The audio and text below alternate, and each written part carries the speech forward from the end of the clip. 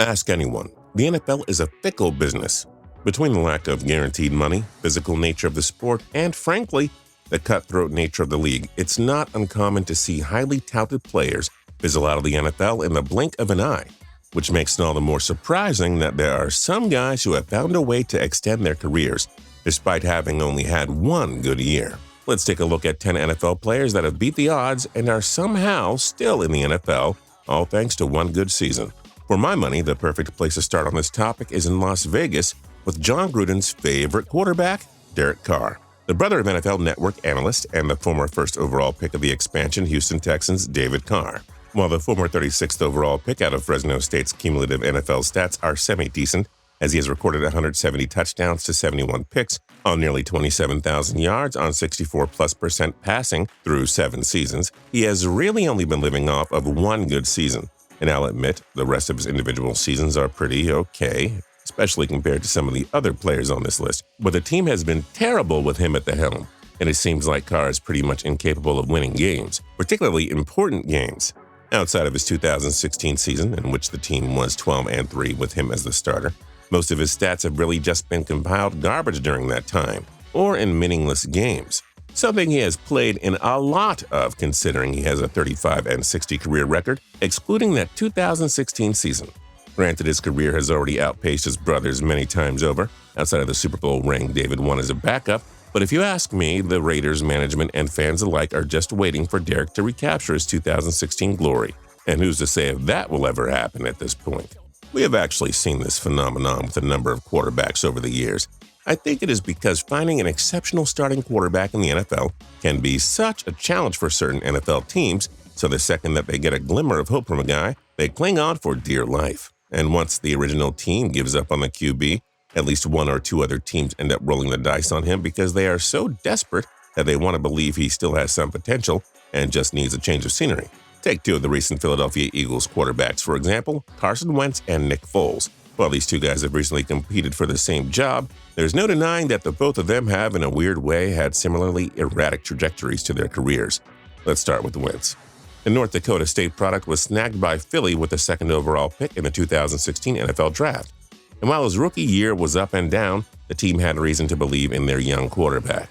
He made the typical rookie mistakes, misreading defenses, not taking care of the ball enough as he threw only 2 or more touchdowns than interceptions, those sort of things. But the promise was there. And the next season, it looked like everything that they had invested in Carson was coming to fruition. He led the Eagles to an 11-2 start and was a frontrunner for league MVP honors, having thrown for nearly 3,300 yards and 33 touchdowns compared to just 7 interceptions through those first 13 games. Unfortunately for Wentz and the Philadelphia faithful, the football gods struck down Wentz with a season-ending injury. They did, however, bestow a miracle on the team and fan base in the form of Nick Foles, leading them to a Super Bowl title. But Wentz was never the same after that. He seemed beyond hesitant in the pocket, holding onto the ball longer and longer. The miracle plays became few and far between, and the mistakes spiked. Wentz would only win 17 games over the next 3 seasons. His regressions boiled over in 2020 when he had an abysmal year, throwing for 15 interceptions and only 16 tutters, with a completion percentage of 57.4% in 12 starts. A far cry from the Carson we saw back in 2017. And for Wentz, it isn't just the Eagles that have given him chance after chance. Now the Colts are hoping he can have a revival for them in Indianapolis.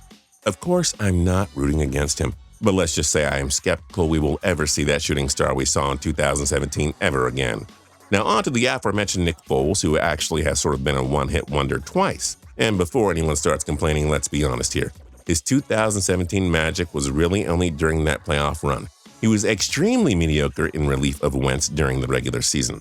His true one-hit wonder season actually came back in 2013, when the team's starting quarterback, Michael Vick, went down with an injury in Week 5 against the rival New York Giants. With Foles as the full-time starter, the team went 8-2 and rallied to make the playoffs after a terrible start. And he put up insane numbers, completing 64% of his passes for nearly 2,900 yards and 27 touchdowns, all while only surrendering 2 interceptions. That Eagles team did not have the same postseason success as that 2017 team did, obviously. But in a weird way, what he accomplished that season is almost more impressive, and there is no doubt that it extended his career in a huge way. That being said, just because Foles' career has journeyed forth and he has had some sporadic success, he has never really been able to find that same sustained level of success like he did during that 2013 season. The most games he has started in a season ever since is 11, with the then St. Louis Rams, and the team only went 4-7, with Foles throwing more interceptions than he did touchdowns. It's strange, really. Nick Foles will undeniably go down in the NFL history books as having one of the single most bizarre careers of all time. It isn't just the quarterbacks who eat off of one good season, though. We have seen it with quite a few guys at other positions as well in recent years. How about Josh Norman? When was the last time you thought about Josh Norman for something that had to do with football, particularly him doing anything good on the field? I get that he was originally a 5th-round pick, so in many ways Josh Norman has exceeded the overall expectations for his career, but there was a time when he was getting put up there with the likes of Darrelle Revis and Richard Sherman. In 2015, his lone Pro Bowl and All-Pro season, it was an absolute force to be reckoned with. For the season, opposing quarterbacks had a pitiful passer rating of 54.0 when they targeted Norman. And by the way, if you were wondering, that was the lowest mark allowed by any NFL corner that year. Norman also recorded 56 tackles, 18 passes defended, 4 interceptions, 3 forced fumbles, 2 fumble recoveries, and helped the Panthers win a franchise record 15 games. But then he made a fatal mistake and went to Washington, D.C., where he became the highest-paid cornerback in the history of the league, and thus his regression began. Now, in fairness to Norman, it's hard to claim that this was a mistake on his end. I'll never begrudge a player for chasing that bag. But boy, oh boy, did his performance flatten out after that. He has since moved on from Washington to Buffalo, where he remains a shell of himself. And at this point, I think it's safe to say that we will never see that peak Josh Norman again, even if he keeps getting signed to deals thanks to that incredible 2015 season. Kind of like what we saw with the Los Angeles Chargers defensive back Darwin James, who was a monster for LA during his rookie campaign. I mean, the guy literally earned 2 All-Pro nods at different positions in 1 year.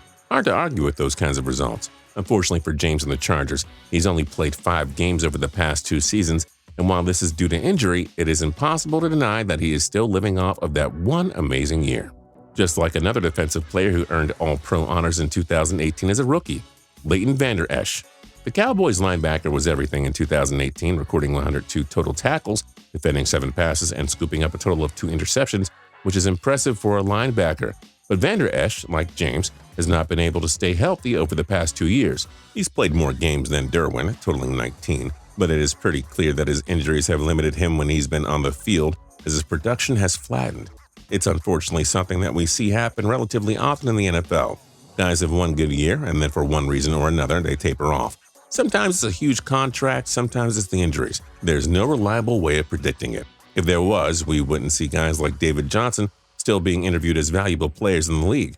After bursting onto the scene in 2016 when he put up an insane stat line of 1,239 rushing yards, 879 receiving yards, and 20 total touchdowns, winning fantasy football championships for people all across America, David Johnson quickly faded into borderline irrelevance. He got injured just 11 rushing attempts into the 2017 season and missed the entire year, and in that time since, he hasn't come close to regaining that peak form. It is honestly a little sad. His next best season came in 2018 when he ran for 940 yards and 7 touchdowns, and yet for some reason we saw Houston deal DeAndre Hopkins a bona fide all-pro talent in exchange for him? All because of that one good year, even though he hasn't looked like the same player in 3 years. Yet another dumbfounding personnel move by the one and only Bill O'Brien. Leave it to him to get suckered into the what-could-have-beens with David Johnson. Although I guess I am no better, I saw the fantasy football season that Tyler Eifert put up as a tight end in 2015 when he caught 13 touchdowns, and I still salivate when I see him on the waiver wire every week, despite the fact that he hasn't even matched that total in the last 5 years combined. But then again, that's why I'm not a professional general manager. These guys have no excuse. They have every scouting resource imaginable, and they still keep risking it on guys living off of one good season. This is particularly true with former first-round picks who seem to get copious opportunities because of what is perceived as untapped potential, or because a coach or general manager think that their system will get them back on track, something that we see proved wrong time and time again. Like with 2 former first-round wide receivers, Sammy Watkins, who was taken 4th overall in 2014, and Devante Parker, who was taken 14th overall in 2015. Both guys legitimately only had one 1,000-plus yard season in their entire careers. At least Parker's was only a couple years back. In 2019, when he snagged 72 passes for 1,202 receiving yards and 9 touchdowns. Watkins' breakout season was all the way back in 2015, and he hasn't even topped 700 yards in a season since. The fact that he continues to get deals really just makes no sense. But here we are, and Sammy Watkins just received a new multi-million-dollar deal from the Baltimore Ravens, 5+ years removed from his last truly impressive season. What a league, with brilliant general managers at the helm. Hey, thanks for watching, and if you're new here and you haven't subscribed yet, now's a great time to do that by hitting the subscribe button down below. If you liked the video, then hit the like button, we'd really appreciate it. And until next time, tune in to TPS every single day for more cool videos. We'll see you.